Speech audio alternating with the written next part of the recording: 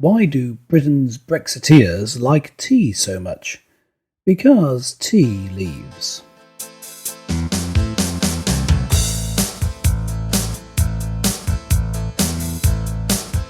Hello and welcome to the show. Colourful Conversations with Clergyman Pete and Businessman Mark. This week we ask the question, what is the future of Britain post-Brexit? Yeah. Well, there are many people who predict that Britain's future is actually going to be very positive if we actually do leave the EU. Yep. And yet there are other analysts that describe the situation in a slightly more darker way. So if we start with the negative, when Theresa May completed her speech at the Conservative Party conference, she declared an end to austerity. Good news, perhaps. But many say actually no, Britain, by leaving the EU, is going to be economically disadvantaged. Yes. Well, that could have impact on businesses, salaries, possibly employment, and many other things that we're currently enjoying by being in the EU. But some people say that actually by staying in the EU, you could actually gain by actually enjoying the prospects of living with Mr. Tusk and all of his little clones. Yes. Now, there's some people on a business level that actually say that if we were to leave the United Kingdom, actually uplift their businesses and go to mainland Europe, that actually that could be a negative thing. Now, there is something positive by staying. In fact, I'll give you an example. Unilever, which makes Marmite and Dove soap, has scrapped its plans to move its headquarters to the Netherlands after growing criticism from investors. Now, some people say that this is due to Brexit, and by saying that from a commercial point of view, actually businesses will be better off by staying in the United Kingdom. Well, I have a little thought for Unilever on this one, and, I'll just kick off the conversation. It's called a question of taste. Marmite. You either love it or hate it, as many consumers have found, and it gets lots of tongues wagging, saying the taste can astound. Yet I know which side my bread's buttered, as the breakfast toast is browned, because I passionately prefer Bovril, but don't spread it around. Well, Pete. Now, I just ask you, which side your bread buttered? Is it to leave the EU or is it to stay? I probably guessed which way that was going to go. Yes, well, Businessman Mark, the thing is, of course, that when it comes to where you're going to have your main manufacturing base or your headquarters, or where you're going to have your headquarters base, you need to make a decision on purely practical grounds. So you're not going to be thinking about whether you want politically for Britain to remain in the EU or not. So I guess that Unilever and their decision to remain based in the UK is based on that. That's what they believe. But the problem is experts who you may rely on to give you economic forecasts are themselves extremely biased. Yeah. And so what you end up with is experts who get their money or maybe get their grants and support from large companies and or governments will find that it works in their favour. Of course, the EU pays lots of staff and pays remuneration to people who support it. So I think that you can't say that just because a company decides to stay in Britain, that means Brexit's going to be okay. In fact, I would say that it's really irrelevant because what we're talking about with Brexit is a crisis point in the sense that it's a break or a change. What's long term down the line is interesting, and it can sway you and should sway your decision of whether to go ahead with Brexit. But Brexit itself is the change, which whatever companies stay or go, it's going to be difficult. It's going to be tough, isn't it? I mean, our political leadership, I think, they've been supposedly negotiating for a couple of years that somehow, I don't know where this comes from, somehow believing that when Britain was negotiating with the EU was actually negotiating with Britain. when they had no intention of doing anything of the sort. It's either Yes. it's either our way or the highway. I mean, so Yeah.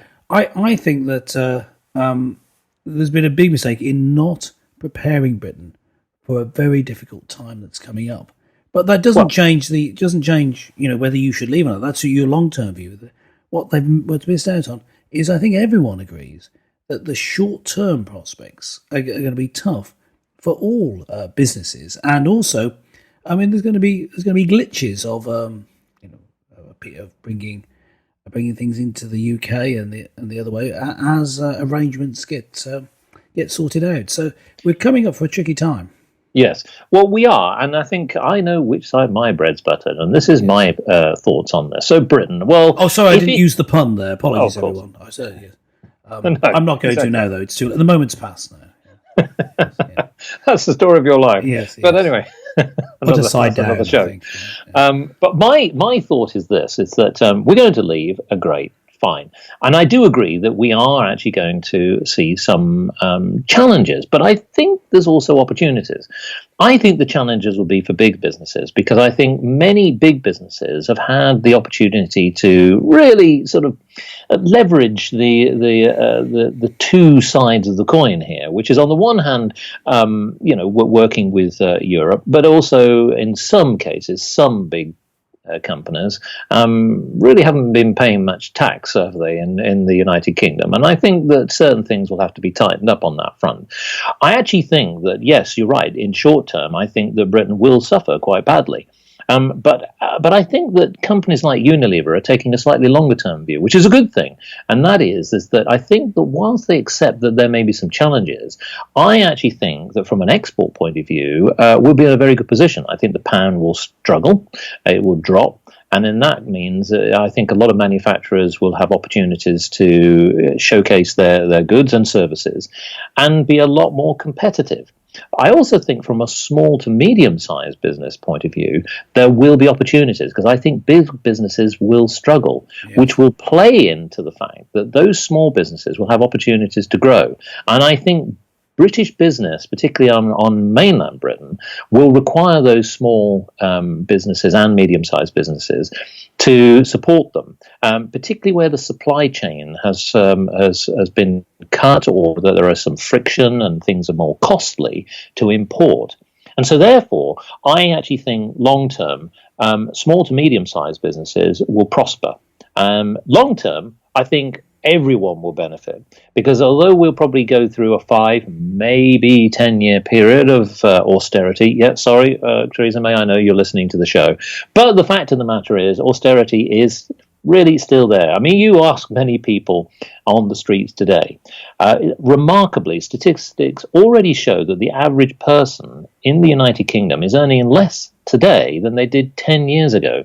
So I don't quite know which platform she's dancing on. And as many people know, when she did her speech, she danced to an ABBA song, looking like some kind of strange robot dancing on another planet. Yeah, this is an aside, really, but Theresa May has the unique ability in that she was doing that, a thing that normally makes you attractive. She was laughing at herself, and she did. But so was everybody else. Yeah, she did a takeoff of her own robotic dance, but in doing so, still made herself look ridiculous. And then the music kept on playing. Now, someone who is able to have some sort of humanity about them, their own, some sort of confidence. The music's going on a bit. She would then gone. Oh no, that's enough now, and wouldn't have kept on. But because the music kept going, she kept doing the move, and so she just reinforced the idea that she's robotic, out of touch, and having no real human feelings. Which, well, certainly may be true about her, and certainly at a political level. I mean, ask her husband whether it's true in private life. But I know, but without going there, one thing it does play into my other point, which is about the negative side, which is that it was seemed as though she was shuffling along an invisible fridge. In as much that she was trying to maneuver this cold-hearted creature was shuffling this invisible fridge onto the stage. And if you actually look at it again, you'll see what I mean. But anyway, coming on to I the will. business side. I watch it on hard rotation, I tell you. Quite. But the thing is that many people predict that actually there are some bigger issues that Theresa May is not looking at here, which is the negative side by a lot of entrepreneurs and even citizens of the United Kingdom and those in Donald Tusk's camp are saying, well, look, Britain, I'm afraid your future looks bad. On the one hand, you're going to be hit economically, but also from a union perspective, there's going to be a lot of questions about whether Scotland wants to remain as part of the United Kingdom and so on. And of course, that could even challenge some of the Welsh communities who also are a little bit peeved at the way that they're being treated by the government today. Now, this sort of plays into another little thought here. And again, in traditional fashion, I'll do it in the form of a poem. It's called Land of No Hope and Glory. Dim, dumb, dopey and dingy is the land of hope and glory.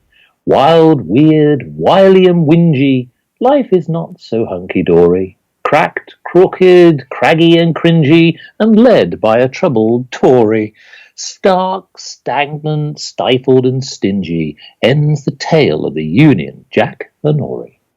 So the story looks doomed, I'm afraid. And so some people will say, Theresa May, that you could just be the head of a rather blighted nation. Is that true?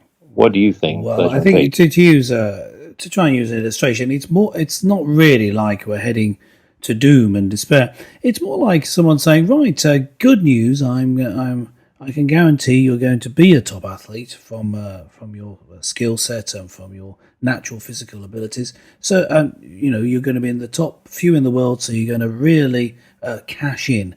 Bad news is you've got about 10 years of really hard training. And, yes. And you're not, your social life won't be great. I mean, that's what what Britain's future is. It's not that they're doomed, but rather they need to go through a difficult time. But because of our position being such already a large economy, because of the underlying strength of the economy, with some natural resources as well, I can't see that there's any way that Britain isn't going to have some level of success. But if it deliberately goes through this process of unshackling itself from a shrinking customs union, which is, I guess, what you could really call the EU that we've been part of, and escape from what it's going to become, which is a single country with a shrinking economy, then we have a chance of going through difficult times, yes, but ending up being prosperous and successful. We've talked on this show earlier about how to then build links with other countries, perhaps something along the lines of a reciprocal agreement with Canada and America and other English-speaking countries. English-speaking, as I've said before, because of the not just because of the language, because of the similar culture, including legal framework and understandings of economics and this sort of thing, mean that we can work well with them and accept their standards without having to rewrite lots and lots of regulations. So the future, the long-term future for Britain post-Brexit is good, as long as it's a real Brexit. So we get out completely from EU control. Yes. Escape the regulations on when we're not actually trading with them. Escape being under the European Court of Human Rights, and bring back all our territory, meaning all our fishing rights in the seas. Then, long term it's going to be good. Short term, austerity's back, baby. Well, I think this is the thing that people haven't been prepared to talk about throughout this whole saga of Brexit. Yeah. The clear line for me is, and I think we probably would be in a better position had we had a clean cut. We can't go back in time, but there we go. The fact is that when we leave, come March 2019, and I do hope that we leave as opposed to extend it, because there is sadly the worrying option that the Jackanory or the Union Jackanory, I like to call it, the story continues and is dragged on for a few more years. But I think let's assume that we do have a clean cut.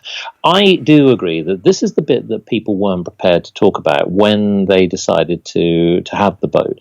There was a clear option to stay, which I think would have just got us in this mire, this quagmire of the European Union. That it's a flawed plan, as we've discussed many a time, but really present the case that actually, and this is the bit nobody's really laid on the line, we're going to go through some austerity. We're going to have some tough times, and it would take between 5 and 10 years. But the good thing is, future generations will benefit far more because we'll be in a stronger position from a manufacturing and a service position.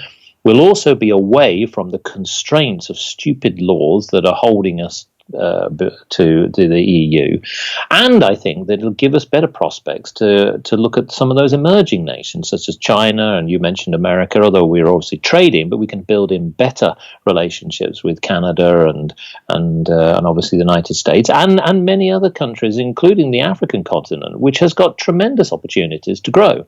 It's going through difficult times, but I can see in the future, and that's the whole pretense of this show, this whole basis of this, the future is good on a long term, and we have to think long term. Too many governments, year after year after year, term after term after term, have only ever thought short term. And I think the one thing that I would bring out of Brexit is that Britain, yes, has had a divided nation pretty much, and we saw that through the election. But the positive thing is it's forcing people to think long term.